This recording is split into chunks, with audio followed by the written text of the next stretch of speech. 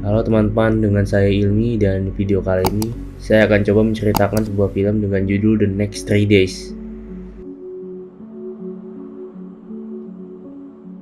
Apakah kalian pernah membayangkan jika suatu hari istri atau suami kalian dipenjara karena tuduhan pembunuhan yang sebenarnya tidak dia lakukan?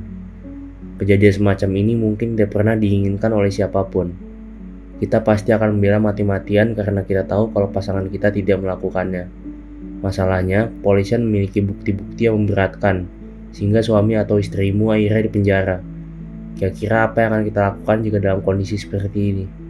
Untuk mendapatkan keadilan atau setidaknya mendapat sebuah keajaiban agar pasangan kita bebas dan kembali ke dalam keluarga lagi. Dalam film berjudul The Next 3 Days, garapan Paul Haggis ini mungkin bisa menjadi sebuah gambaran tepat untuk melihat kondisi yang tadi coba kita bayangkan. Film yang dirilis pada tahun 2010 dengan menampilkan akting dari Russell Crowe dan Elizabeth Banks sebagai pasangan suami istri ini memiliki fokus cerita tentang kehidupan sebuah keluarga kecil yang berisi John dan Lara Breen serta anak mereka Luke yang mengalami masa-masa sulit setelah Lara dituduh membunuh atasannya sendiri di parkiran. Selama durasi film, kita akan melihat John Brennan berjuang keras membebaskan Lara sebagai bukti cintanya kepada sang istri. Sebelum kita melanjutkan pembahasan ini, saya mau ngasih tahu dulu kalau video ini berisikan spoiler dari film The Next 3 Days. Jadi untuk kalian yang memang belum nontonnya, saya sarankan agar kalian menonton filmnya terlebih dahulu yang bisa kalian saksikan di Netflix. John dan Lara adalah pasangan harmonis dan bisa dibilang keluarga mereka berkecukupan. John bekerja sebagai guru dan Lara bekerja sebagai pekerja kantoran. Namun suatu hari ia baru saja dipecat ketika polisi menggeledah rumah mereka dan menangkap Lara karena tuduhan pembunuhan terhadap atasan perempuannya yang bernama Elizabeth Geisa. Kejadian itu terlalu tiba-tiba dan John panik dan kebingungan karena Luke juga menangis melihat ibunya dibawa oleh polisi. Kini hanya ada John dan Luke di rumah. Kondisi mereka memburuk sepeninggal Lara yang ditahan oleh polisi. Luke sering diejek dan dibully oleh teman-temannya karena ibunya dikenal sebagai penjahat. Dalam kunjungannya ke penjara, John membawa Luke untuk menemui ibunya. Responnya tidak banyak. Luke terdiam dan mengabaikan ibunya.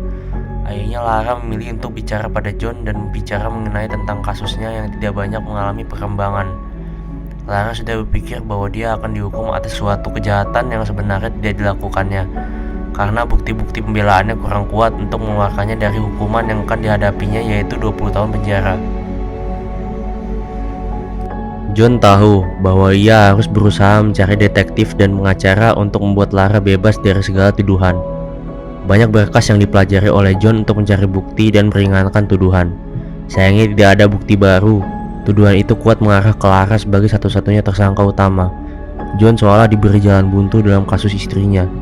Pengacaranya mengatakan kalau tidak mungkin ada pengacara lain yang bisa membebaskan Lara dari tuduhan pembunuhan ini.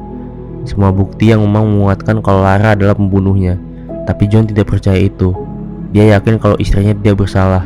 John bertekad untuk menemukan seseorang yang bisa membuktikan kalau Lara tidak bersalah. Hanya saja John tidak tahu harus menghubungi siapa. Dia pulang ke rumah orang tuanya di mana dia menitipkan Luke. Raut wajah kesedihan tidak bisa ditutupi dari wajah John. Dan hal itu langsung membuat keluarga tahu bahwa John membawa berita buruk mengenai Lara. Setelah beberapa waktu kemudian, John mendapat telepon berisi kabar bahwa Lara dibawa ke rumah sakit. Dengan panik, John pergi menuju rumah sakit dan sempat membuat keributan karena dia tidak diizinkan menemui Lara. Tapi akhirnya ia diperbolehkan masuk ke ruang dirawatnya Lara. Melihat Lara yang terbayang lemah di ranjang rumah sakit membuat John tidak tega. Barangkali kalau bisa menggantikan posisi Lara, John pasti sudah melakukannya. Semenjak kejadian itu, John mulai berpikir untuk membawa Lara melarikan diri dari tahanan. Dia mulai mencari informasi mengenai cara membawa kabur tahanan dari seorang mantan narapidana bernama Damon Pennington yang berhasil melarikan diri berkali-kali dari penjara. Terhitung sudah 7 kali Damon melakukannya saat dia masih ditahan. John sudah bertekad untuk mengambil jalan ilegal dan sangat beresiko ini. Setelah wawancaranya dengan Damon, ia paham kalau yang diperlukan adalah sedikit keberuntungan untuk melewati saluran udara. Kesempatan kecil saat terjadi kekacauan di dalam rutinitas tahanan, sebuah rencana yang matang, tempat pelarian yang tepat, dan uang yang cukup selama berada di pelarian. Dia menyarankan agar John mencari informasi lebih lanjut dengan seseorang yang mengetahui kelemahan tempat tahanan istrinya dengan cara suap, namun Damon cukup meragukan kalau rencana apapun yang dirancang John akan berhasil, karena penjara di Pittsburgh adalah penjara dengan keamanan ketat. Kalaupun John dan Lara bisa berhasil melarikan diri dari gedung tahanan, mereka belum tentu selamat sebelum keluar dari Pittsburgh, karena polisi akan banyak memblokir jalan yang seharusnya mereka lewati. Waktu yang dimiliki John hanya 15 menit sebelum kota itu dikepung. Kalau John tertangkap, Damon menyarankan agar dia langsung menyerahkan diri, jika John tidak ingin tewas terkena timah panas polisi. Damon juga melarang John untuk pergi menggunakan bis, kereta, dan penerbangan dalam kota. John harus pergi menuju bandara luar kota untuk melarikan diri. Selain itu, John harus memasukkan identitas berupa paspor, SIM, dan nomor social security. Ini akan sulit karena John harus mencari orang yang mau dan bisa melakukannya. Lalu untuk mobil yang akan disewanya, John harus membayar cash agar kartu kreditnya tidak terlacak. Damon juga meminta agar John tidak pergi ke tempat yang familiar untuk turis Amerika. Sebelum semua itu direncanakan, John tentu perlu uang dengan nominal yang banyak, supaya bisa bertahan di tempat pelariannya. Uang yang diperlukan setidaknya harus bisa memenuhi kebutuhannya selama 6 tahun di pelarian. Damon menasihati John dengan mengatakan kalau dia tidak yakin dengan rencananya, maka jangan sampai melakukannya. Namun John tetap ingin melakukannya, demi bisa bersama lagi dengan Lara. Saran Damon hanya sampai di situ. Setelah mendapat uang dari John, dia mengucapkan semoga beruntung dan langsung pergi.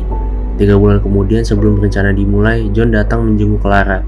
Lebih tepatnya, ia memperhatikan keamanan pintu dan CCTV yang harus dilewati untuk membawa lari istrinya. Kegiatan ini rutin dilakukan oleh John untuk mencari kelemahan dari gedung tahanan. Sedikit demi sedikit, akhirnya rencana John mulai matang. Dia berusaha memalsukan identitasnya, tetapi John justru dirampok oleh 2 orang pengedar narkoba. John mulai kehilangan dukungan dari orang tuanya karena tindakan dan rencananya mulai dicurigai oleh ayah dan ibunya. Namun John tidak menyerah. Kegiatannya dalam mencari pemalsu identitas membuahkan hasil. Seorang pria menawarnya jasa itu dengan imbalan sebesar $1.700. Dia juga akan segera mendapatkan identitas palsunya beberapa hari lagi. Itulah yang dijanjikan oleh si pria yang memberi penawaran. Setelah menemui Lara di tahanan, John membeli sepucuk pistol secara ilegal untuk berjaga-jaga. Ia menunggu di tempat yang telah dijanjikan untuk mengambil kartu identitas. Pria yang ditunggunya terlambat, tetapi dia tetap datang untuk memberikan 3 identitas baru pada John. Untuk dirinya, Lara, dan Luke. Kini John mulai memikirkan pintu pelarian. Ia berusaha mengakali pintu penjagaan penjara, berbekal informasi tentang Bamki, namun usahanya gagal, dan John hampir saja dijebloskan ke dalam penjara karena dicurigai. Keadaan semakin memburuk. Rasanya hari itu John sudah mulai putus asa dengan rencananya. Dia tahu membobol penjara adalah hal yang sulit dan hampir mustahil ia lakukan. Tingkah laku John yang mencurigakan belakangan ini berhasil menarik perhatian detektif polisi bernama Quinn. Dalam mengawasi gerak-geriknya, Quinn yakin ada sesuatu yang direncanakan oleh John terkait masalah hukuman istrinya. Tetapi rekannya tidak mempercayai asumsi itu. Di tengah keputusasaan John, dia menemukan ide baru. Sebuah rencana yang cukup brilian namun jelas sama beresikonya dengan membobol penjara. John memasukkan riwayat medis Lara agar dia bisa dipindahkan ke rumah sakit. Hal itu diyakini sebagai tindakan paling mudah untuk membawa Lara kabur, karena sudah pasti penjagaan di rumah sakit dia seketat penjagaan di penjara. John hanya punya waktu 3 hari sebelum Lara dipindahkan ke penjara lain. Rencana John ini tentu tidak berjalan semulus yang dia kira. Uangnya belum siap untuk hal itu, jadi John merencanakan perampokan. Awalnya dia berniat untuk merampok bank, tetapi hal itu diurungkan olehnya karena John ketakutan. Kini perasaannya campur aduk, apalagi setelah Lara mengatakan kalau keyakinan John tentangnya selama ini salah. Lara membunuh atasannya saat itu, hanya saja John tidak mau percaya.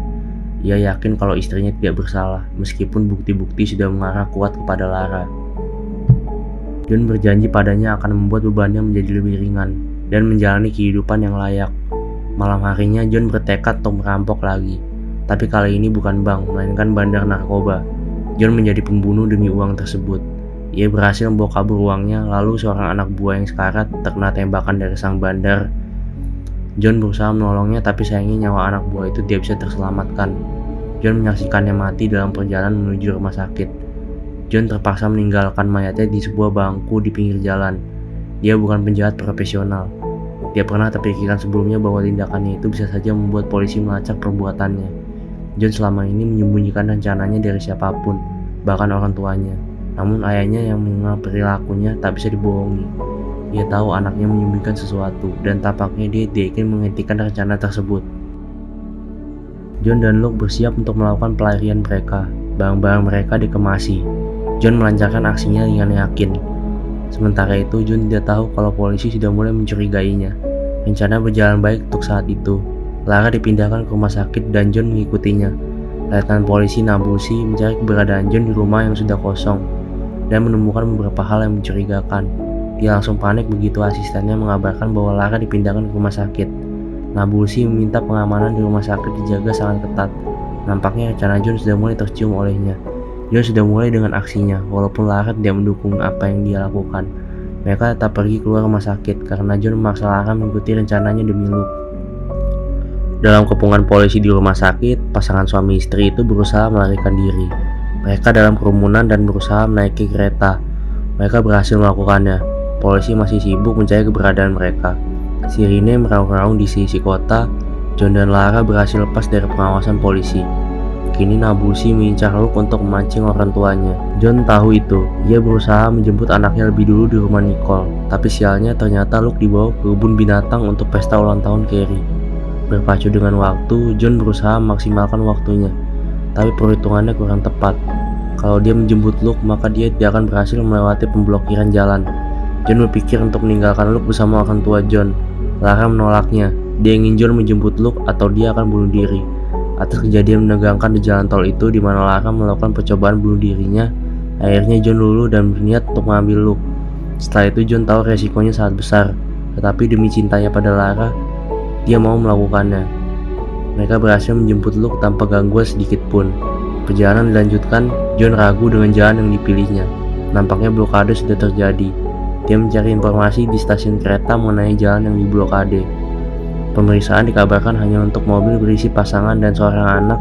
Di saat yang bersamaan, polisi sudah berhasil menemukan salah satu lembar rencana pelarian yang John buang di tong sampah tetangganya.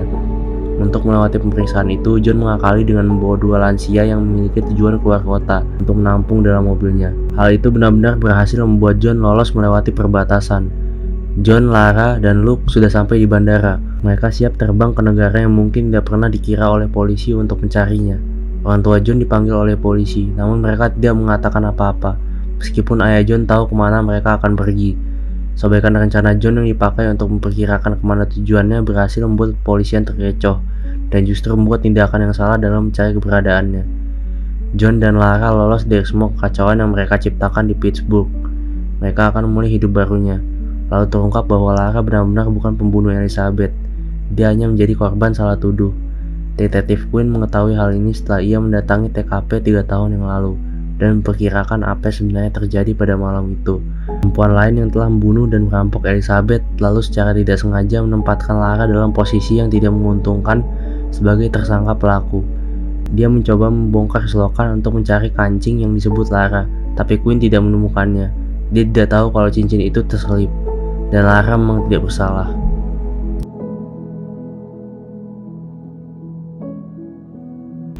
Konsep dasar dari The Next 3D memang cukup kuat sebagai film thriller. Kalau biasanya kita nonton film yang berusaha kabur dari penjara itu dilakukan oleh para narapidana, kali ini dilakukan oleh orang luar, yaitu John sebagai suami Lara. Dan inilah akhir dari video kita kali ini. Dan jika kalian suka dengan video dan channel ini, jangan lupa like dan subscribe. Gue Ilmi cabut dulu, sampai bertemu lagi dengan kalian semua di video alur cerita berikutnya. Bye bye.